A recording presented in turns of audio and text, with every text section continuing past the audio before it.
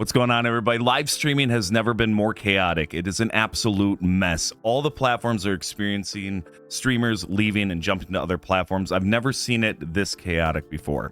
So what does that mean for you if you're thinking about starting streaming, or if you're struggling on a platform? Is it time to switch? Is it time to look elsewhere and change your brand and do all the crazy stuff that goes on in our heads? Yes.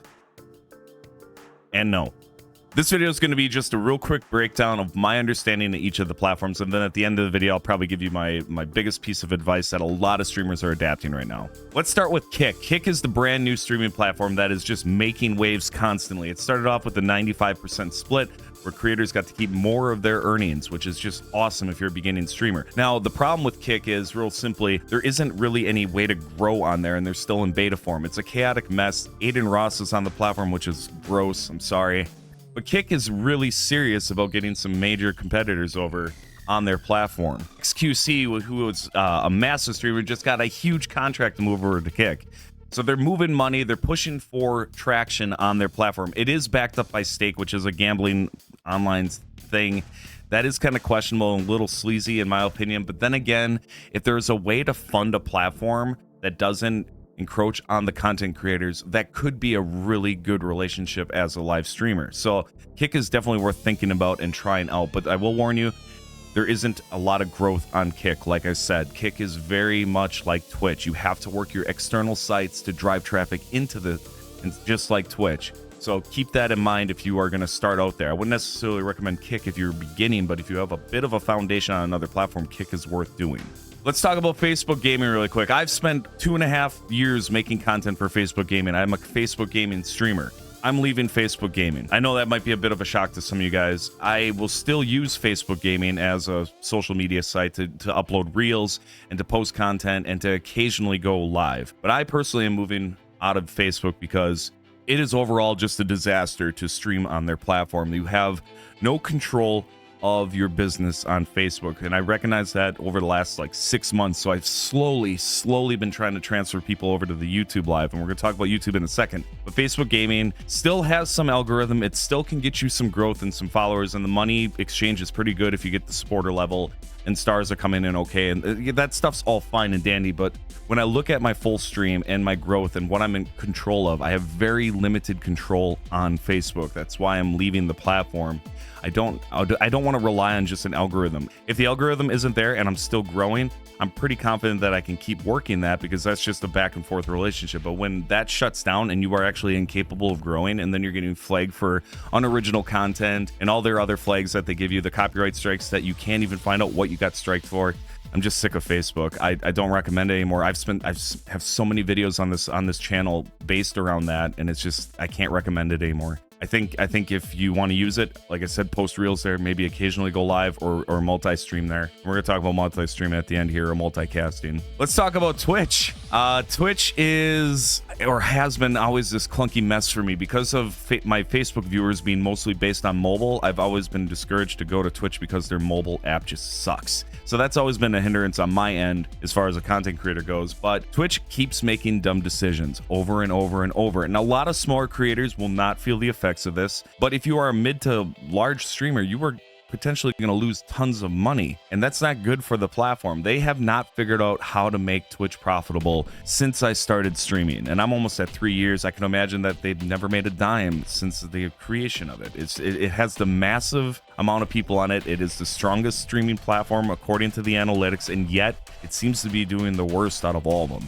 So the benefits of Twitch is it's incredibly interactive with your audience. The viewer experience, if they can watch, it is better there. Their panel systems and their integrations are top notch. It is a class A streaming platform. No matter what negative things I say about it, Twitch is a very powerful place. So you have to decide, is that your focus? If you want that interaction and that viewership to be that engaged with just, whatever tools they give you to make them happy, like the sound alerts and, like I said, all the panels, all the different things that they can do, that might be up your alley as far as what you want to do as a content creator. But do keep in mind that you still have to be a good, engaging streamer. Your platform shouldn't carry you. That's a hard lesson I kind of learned from Facebook. You don't want to be on Twitch because you're not that engaging and you want to rely on these tools. These should be an afterthought or a little icing on the cake kind of deal. You don't want to make them your focus. Now let's talk about YouTube. YouTube is the new streaming platform for me that I've been kind of toying with over the last year. I've kind of gone live there a few times, and now I've been going live there every Sunday and kind of getting my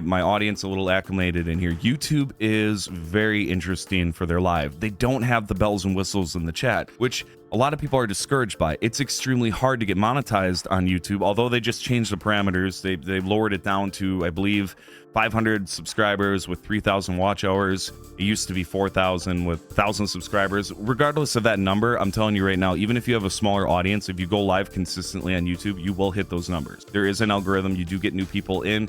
You do get reach after your lives are done. This is one of the things that I love about YouTube. Facebook started off this way for me. I like the idea of working on a platform that provided you some growth, and then you could work your external sites to bring in more growth. That doubling down was extremely successful for me on Facebook, so I'm going to try to attempt that again on YouTube. The only benefit is I'm not starting from scratch. I have established a pretty good community over on Facebook, so this might be a different scenario for you if you're brand new to the scene, but the laws still apply to you as well. Like if you go in with the right attitude, you go streaming and you keep using your other socials to drive up your numbers on YouTube, and make sure you're using YouTube Shorts. Let me repeat myself. Use YouTube Shorts. YouTube Shorts will get you your subscribers. Your live streams will get you your hours. It's kind of broken into those two narrow things. And then if you make some VOD content that is very catchy and gets the eyes of people, that will also help with your hours and subscribers. So you have 3 avenues for growth on YouTube, which you don't really have on these other platforms. It really feels like on the other platforms, Reels are kind of separate from lives, and your still posts are very separate from that. The algorithm works very differently on Facebook. It's very chaotic.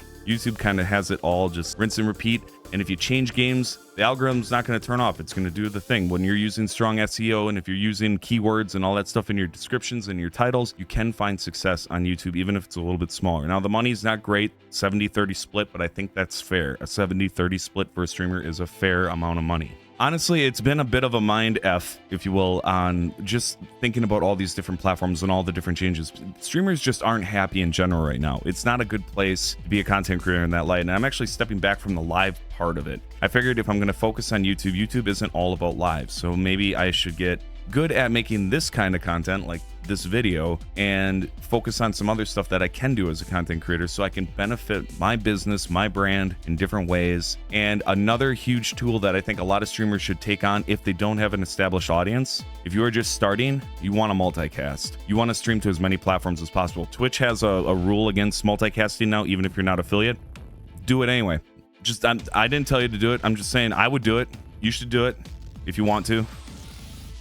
Everybody's telling everybody to do it because the benefit of having it on there is it's going to be a little bit of growth, and if they shut you down, who cares? Twitch, your dinosaur tactics are just not going to age well with the new movement of streamers and what we need to do as content creators. It benefits all the platforms if we're allowed to multicast. And the only negative side, me personally, that I don't like about multicasting is if you stream to multiple platforms, you kind of interrupt your own chats because you have a lot of different chats coming in, and then you're talking to different people, and people can't follow the conversation all the way through. But if you're a larger streamer, it's not such a big deal because a lot of larger streamers pick and choose the moments when they talk to their chat, and then they pick and choose the moments when they stream and they're gaming. So it all kind of depends on what kind of content creator you are. Keep that in mind. Think about all these things. I hope this video shed a little bit of light on the platforms. I hope I did an all right job at this. If it helps you, like and subscribe. I'm making this content again as often as I can. There's also a ton of retro content on this page. I am a retro streamer, so if you like old school games, check out those playlists. If you want to catch me live, pretty soon I'll be streaming every Tuesday and Thursday here at 9 p.m. CST.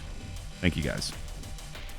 Mash up, crunch brings all the joy to the yard. I'm like, it's making me hard. Damn right, it's making you hard. You can eat me, but half in shard.